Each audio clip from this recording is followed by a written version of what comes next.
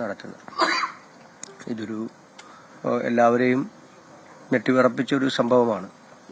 കുറേ നാളുകൾക്ക് ശേഷമാണ് ഇപ്പോൾ ജമ്മു കാശ്മീരിൽ ഇത്തരത്തിലുള്ള അക്രമങ്ങൾ ഉണ്ടാകുന്നത്.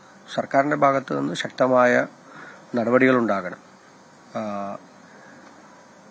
ഒരു തരത്തിലും നമുക്കാർക്കും, ഇന്ത്യക്കാർക്ക് ആർക്കും അംഗീകരിക്കാൻ കഴിയാത്ത ഒന്നാണ് ഭീകരവാദികളുടെ അക്രമം.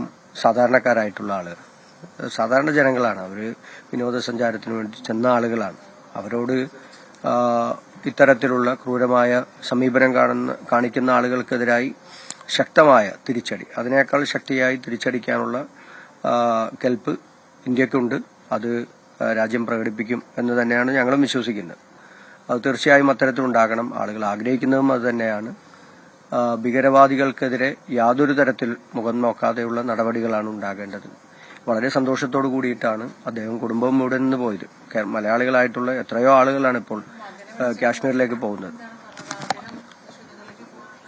അങ്ങോട്ട് പോകാനുള്ള ഒരുക്കത്തിലാണ്, അങ്ങോട്ട് പോകാനുള്ള ഒരുക്കത്തിലാണ്. അവരുടെ ബന്ധുക്കളും ഇവിടെ നിന്നുള്ള ആളുകളും അങ്ങോട്ട് ചെല്ലാൻ വേണ്ടിയിട്ടുള്ള തയ്യാറെടുപ്പ് അവരും നടത്തിക്കൊണ്ടിരിക്കുകയാണ്. ബാക്കി സർക്കാരും ഇവിടെ നിന്നുള്ള കേരളത്തിലെ സർക്കാരും അതുമായി ബന്ധപ്പെട്ട് പ്രതിപക്ഷ നേതാവും ഉൾപ്പെടെയുള്ള ആളുകൾ, കെ സി വേണുഗോപാലും വിളിച്ചിട്ടുണ്ടായിരുന്നു. അദ്ദേഹം ഉൾപ്പെടെ ബന്ധപ്പെട്ട് അതിനുള്ള ക്രമീകരണങ്ങൾ, അതിനു വേണ്ടിയിട്ടുള്ള സൗകര്യങ്ങൾ ചെയ്തു കൊടുക്കുമെന്നുള്ളതാണ് നമ്മൾ പ്രതീക്ഷിക്കുന്നത്. തീർച്ചയായും ഇതൊരു ദാരുണമായ സംഭവമാണ്. നമ്മുടെ നാട്ടിൽ നിന്നിപ്പോൾ എത്രയോ ആളുകളാണ് ഇപ്പോൾ കാശ്മീരിലേക്ക് വിനോദയാത്രക്കായി പോകുന്നത്. നമുക്കറിയാവുന്ന എത്ര പേര് ഇപ്പോൾ പോയി വന്നിരിക്കുന്നു, എത്ര പേരവിടെ ഉണ്ട്. അപ്പോൾ തീവ്രവാദികൾ ഇത്തരത്തിലുള്ള ആളുകളെ സൈനിക യൂണിഫോമിൽ വന്നാൽ നമുക്ക് ആർക്കറിയാൻ കഴിയുക? അപ്പോൾ അത് നമ്മുടെ അതിർത്തി സുരക്ഷാ സേനയും അവിടുത്തെ വിവിധ സെക്യൂരിറ്റി ഏജൻസികളും അതിനുള്ള ശക്തമായ മറുപടിയും നടപടിയും ഉണ്ടാകും എന്ന് തന്നെയാണ് പ്രതീക്ഷിക്കുന്നത്.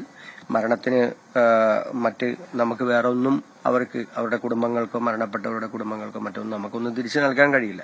പക്ഷെ നമുക്ക് നമ്മുടെ ആത്മാഭിമാനമാണ്, ഇന്ത്യക്കാർ എന്നുള്ള ആത്മാഭിമാനമാണ് നമുക്ക് ഏവർക്കുമുള്ളത്.